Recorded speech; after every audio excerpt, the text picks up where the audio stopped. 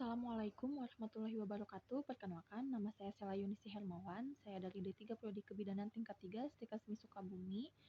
Pada kesempatan hari ini, saya akan sedikit menjelaskan tentang resume konsep dasar bahasa Indonesia. Langsung aja. Nah, di dalam konsep dasar bahasa Indonesia itu terdapat beberapa poin atau beberapa arti ya, seperti kayak contohnya terdapat di dalamnya ada pengertian, ada fungsi, kemudian ada ragam bahasa, ada bahasa Indonesia yang baik dan benar, seperti itu. Nah, kemudian kita masuk ke poin yang pertama, di sini ada pengertian bahasa. Nah, di dalam pengertian bahasa itu ditinjau dari dua aspek. Nah, yang pertama yaitu ada aspek teknis namanya. Nah, aspek teknis ini merupakan seperangkat ujaran yang bermakna yang dihasilkan oleh alat ucap manusia. Misalkan seperti bibir, kita berucap bertutur kata, seperti itu contohnya. Kemudian yang kedua yaitu aspeknya namanya praktis, di mana di dalamnya merupakan alat komunikasi antara anggota masyarakat yang berupa sistem lambang bunyi yang bermakna dihasilkan oleh alat ucap manusia. Jadi, bunyi lama tersebut diucapkan oleh alat ucap manusia agar mudah dipahami dan dimengerti oleh masyarakat dan lain-lainnya. Kemudian di sini juga bahasa Indonesia adalah bahasa resmi Republik Indonesia dan bahasa Persatuan Bangsa Indonesia yang diresmikan penggunanya setelah Proklamasi Kemerdekaan Indonesia. Jadi bahasa Indonesia ini tuh udah resmi digunakan setelah Proklamasi Negara Indonesia. Nah, kemudian yang kedua di sini ada fungsi bahasa ya. Di dalam fungsi bahasa ini ada dua poinnya, yaitu yang pertama untuk alat komunikasi. Fungsi bahasa itu ya, untuk alat komunikasi kita sesama manusia atau sesama teman dan lain sebagainya untuk memudahkan kita berkomunikasi. Dan yang kedua, alat ekspresi diri atau cara penyampaian kita dari sikap kita atau dari perasaan kita bagaimana mengekspresikannya ketika kita berbicara atau kayak gimana gitu ya. Kemudian di sini juga ada fungsi kedudukan bahasa Indonesia. Nah, yang pertama, fungsi bahasa Indonesia dalam kedudukannya sebagai bahasa nasional dan identitas nasional. Jadi bahasa Indonesia ini sebagai fungsi nasional dan identitas nasional.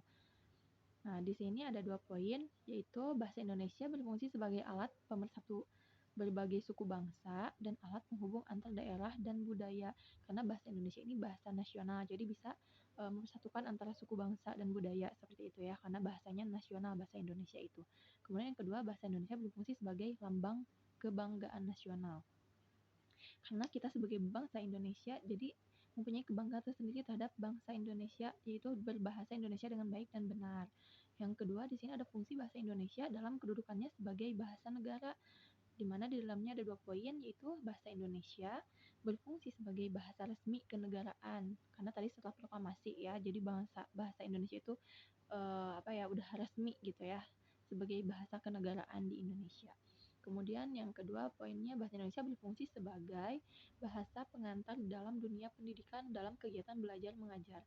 Kenapa? Sebagai pengantar karena agar memudahkan untuk murid-muridnya menyampaikan, gurunya tuh langsung menyampaikan agar mudah langsung dicerna, mudah dimengerti, mudah dipahami, karena bahasa Indonesia ini adalah bahasa nasional, bahasa khas kenegaraan Indonesia, warga negara Indonesia gitu ya. Kemudian yang ketiga di sini ada ragam bahasa Indonesia, di mana di dalamnya ada beberapa poin. Yang pertama berdasarkan suasana. Nah, di dalam suasana ragam bahasa resmi dan non resmi. Kemudian berdasarkan bahasa penggunaan, yaitu bahasa yang baik dan benar.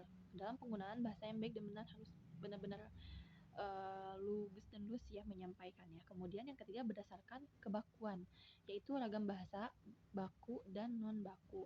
Yang kelima berdasarkan bidang penggunaan, yaitu ragam bahasa ilmiah dan non ilmiah. Yang keempat, bahasa Indonesia yang baik dan benar, yaitu penggunaan bahasa yang benar adalah penggunaan yang sesuai dengan kaidah bahasa yang berlaku. Meliputi di sini ada beberapa contohnya, yaitu ada 5 poin. Yang pertama, aspek tata bunyi atau disebut juga fonologi. Kemudian yang kedua, kosakata, yaitu termasuk istilah.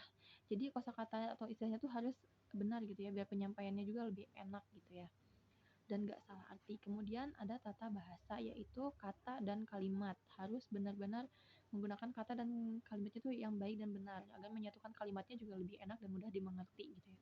Kemudian yang keempat ada ejahan. Ejahan pun harus tepat ya, mulai dari ada tanda baca atau sebagainya, ejaannya tuh harus benar-benar benar gitu ya, tepat. Kemudian yang kelima, yang poin terakhir yaitu kelogisan atau masuk akal dan nalar.